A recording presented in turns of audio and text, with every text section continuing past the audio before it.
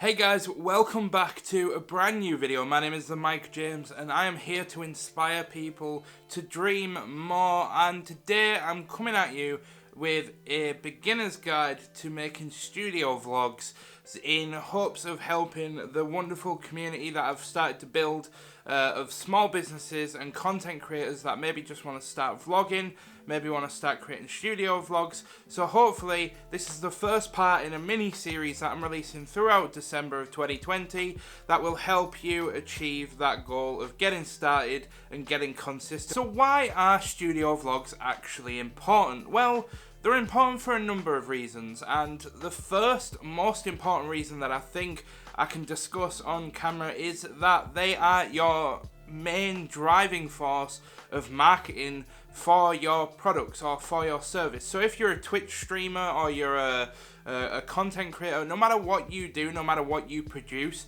you need to gain an audience for that work that you produce, and YouTube, being the second biggest search engine in the world, owned by the first biggest search engine in the world, Google, is probably the best marketing tool you can utilize it in 2020 and beyond for getting people's attention to your products. Other reasons can include things like it's just good from a point of view to document your journey. It's good to have that thing where you can look back in a few years and you can sort of say, oh my god, I can't believe how small we were, can't believe how small the studio was. Like, the best part about it is I can look back at the journey of what I've been through, and that's why I started my own studio vlogs, because in 10 years time, no matter where I am, me and you can look back together and look back at, oh my god, this is where Mike started versus this is where Mike is now. So it's just a good way to document your journey. And there's a whole host of other reasons, but I think they're the two main reasons that I'm going to give on this video, of hopes of inspiring anybody who hasn't started already to just get started, because people do want to see your journey. Now that you know why you should be making studio vlogs, I wanted to discuss the process of making them. I wanted to try and cover as many different aspects in this video as I could while keeping it as concise as possible. So I'm going to tackle the elephant in the room and talk about equipment. Yes, this is one that comes up in every single video, and most of you will already know what I'm going to say. So if you are somebody that's already got a camera, you can probably go ahead and skip this step. However, I'm going to say it. You do not need DSLR to make studio vlogs. There, I said it. Okay, we'll leave it at that. Move on, the rest. No, seriously though, guys, you do not need a DSLR camera to get started on studio vlogs. In fact, if anything, using a DSLR as a camera in studio vlogging is actually going to slow you down considerably, because it's chunky, it's heavy, it requires more hands-on. When you're a business owner or a content creator, you need to get into the mindset of, yes, you need the production value, but you also need the speed to just get things out and get things out quickly. And to be honest, you do not need a DSLR camera in when you're making studio vlogs. In fact, I think most people, remember that we are talking about just starting out here. I think for beginners, you shouldn't be using anything more than a phone for producing studio vlogs. You can see I've got some nice terrible shot B-roll that I rushed to get put on the video. You do not need a phone, you do not need a big fancy camera to get started with studio vlogs. All you need is a phone, a GorillaPod, which you can see here, and also a phone adapter so that you can put your phone on the GorillaPod. And I've also included some shots so that you can see an example of what me using my phone to film myself and my process looks like. You can see that there's not a great deal of difference in the quality. The only issue with phones is that the sensor tends to be a bit smaller than DSLR cameras, so you can't stereotypically get the nice sort of shallow depth of field and things. So what I want you to do if you are starting out is just forget about buying that camera. Strictly for beginners here, I think phones are perfectly acceptable.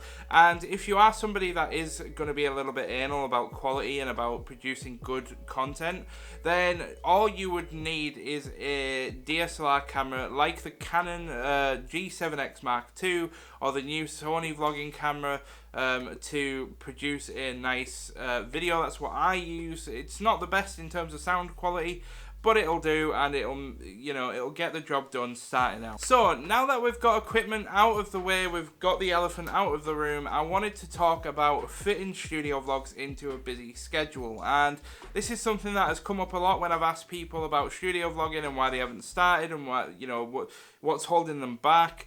A lot of people tend to say that they just don't have the time between balancing family life and working and business. So I'm going to try and give you a couple of tips and a few suggestions that might help with that particular issue, because you may not know, but I actually faced the exact same issue in my own studio vlogs, in that she was worried that it was going to eat too much into my work time, because I am somebody that worries too much about angles and about the right shot. So the best way that I could approach this was, and the best thing that I tried to teach other people who are asking about filming when they haven't got a lot of time, is get it out the way first. And there's more to this that I'm going to talk about down the line, so make sure you stick around. But the best thing that you can do is every day when you wake up, shoot your studio vlog stuff first. So you wake up, you've got ready, you get into the studio, and you think, right, what am I going to be doing today? And you're going to be, you might be at 2 o'clock this afternoon, you might be filming some sticker making. So make one sticker sheet early in the morning, or just film one thing in the morning that you're going to be doing that day, and just film the process. Block out an hour of your time, or even, you don't even need that, half an hour, 20 minutes of your time to stage what you're going to do that day. And I know it doesn't quite feel as authentic, and trust me, I know that it's not what a lot of you will want, but I'm obviously talking about people that only have 10-15 minutes spare every day to actually get filming done and really want to get started. Make sure you use that window to stage a few shots of what you're going to be doing that day, and then you can run and gun from there. So if there's a moment that you really want to capture later on in the day, you can just flip up your camera, shoot it. You don't have to worry about it being perfect, you don't have to worry too much, but then at least you've got the shot. And then when it comes to the edit, you know that you've got a solid shot that you filmed on the morning, and then you've got whatever little bits, dribs and drabs you could film throughout the day. So hopefully that makes sense, and that will help a few people fit filming around a busy schedule.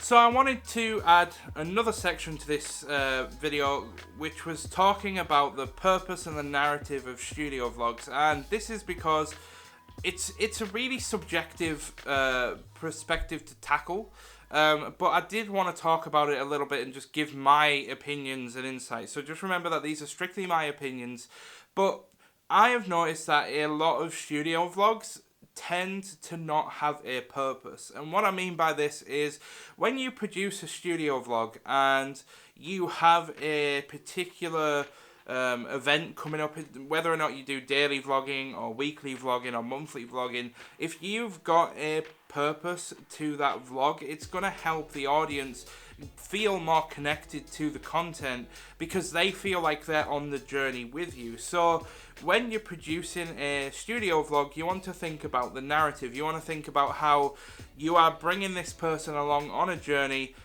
up to a climax and then ending the video. So if you've got for example, if you've got a 1-year stream anniversary coming up, or you've got a product launch, or you've got a birthday celebration, or you've just got something coming up, make sure that you inject little elements of that throughout the week or throughout the beginning of the vlog, and build it up to a climax where that becomes the purpose of that particular studio vlog. You will notice this very, very subtly with my own, where I'll normally talk about things like, the biggest order I've ever packaged, or a Christmas launch, and you'll notice that although it's not perfect, I do tend to drive people along a journey, and then around 3/4 into the video, I'll have the entire purpose of what that vlog is all about. So I will show you the process of me packaging that new mug that we've just brought out at Catnip, or you'll see me packaging the biggest order that I've ever packaged, and so on and so forth. And the whole purpose of this is you get value out of the things that I say, because I tend to do a lot of voiceovers, and again, this falls back on the fact that I just don't have a lot of time. But on top of that, it really allows you to see and understand the journey that I'm going through that week, and I'm bringing you along with me. Does that make sense? So before we wrap this up, I want to talk about shots and framing of your content, because this is super important. Now, one of the biggest things that I used to do quite a lot on all of my videos actually is give too much what's called dead space. Now, dead space is the space around the subject or around what you're shooting, and a lot of people like to get into the background, you know, everything that they are, that they encompass. So a lot of artists and things, and a lot of people with businesses will tend to have all of their products built up around them and things, and this is perfectly fine. I'm not saying that you shouldn't do this.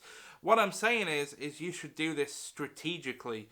And if you notice right now, the framing around this particular shot is it's chopping a tiny bit of the top of my head off, and I am center framed, and you can see a little bit of my collector's stuff on my shelf, but you can see my microphone and my computer set up on the right.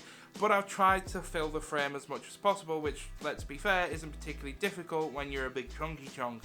But all the jokes aside, guys, what I want you to do if you're getting into studio vlogs is learn that the subject matters. So if you're sitting down and talking to the camera, what's important in that shot is you talking to the camera, not the content around them. The content around you just fills up the scene. It's like if you're watching an episode of your favorite TV show, if it's talking about the subject, the camera is on the subject, and unless something in the background is important to the context of the shot, it tends to not be included or focused on. So try and, if you can, try and get as close to your camera, frame it nicely, don't have too much headroom above your head, don't have too much room out to the sides, try and frame it nicely and say what you've got to say to the camera.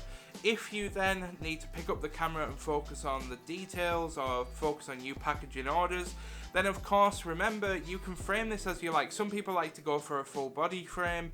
It can help seeing, you know, the person's reactions, and if you are somebody that gets to talk whilst you're doing it to the camera, then again, having you focused with the packaging in front of you, you might want to push the camera a bit further back, bring it up a bit and point it down upon yourself so that they can see the table and they can see you, and you can look up and talk directly to the camera.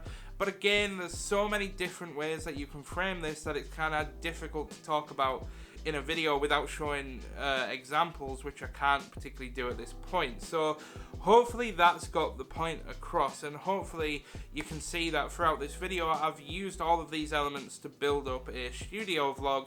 And do not worry guys, if you have shot a studio vlog and you're wondering how you can edit it better, how you can approach it better, do not worry, because the next part of this series coming out in the next week or two will be focusing on editing and building up your studio vlog in the edit. So do not worry guys, make sure that you check the description. I will have links to all the products mentioned in this video as affiliate links. That means that it's no extra cost to you. I just get a small amount from Amazon for recommending you the item if you purchase it, and I will also include part 2 of this series when it is released. However guys, thank you so much for watching. I've been the Mike James. Please let me know what you think of this video down in the comments below. And don't forget guys, we do have a Discord where lots and lots of small businesses and content creators have joined, and they are supporting each other, they're buying from each other, they're subscribing to each other, they're consuming each other's content, and there's just so much love, and I want to spread that love to as many people as possible. So guys, without further ado, I hope you all have a wonderful week. Happy holidays to all of those out there that are going to be celebrating Christmas this year, and to the rest of you, I hope that you have a wonderful, wonderful month, and all the best. Stay safe guys, and I'll see you in the next video.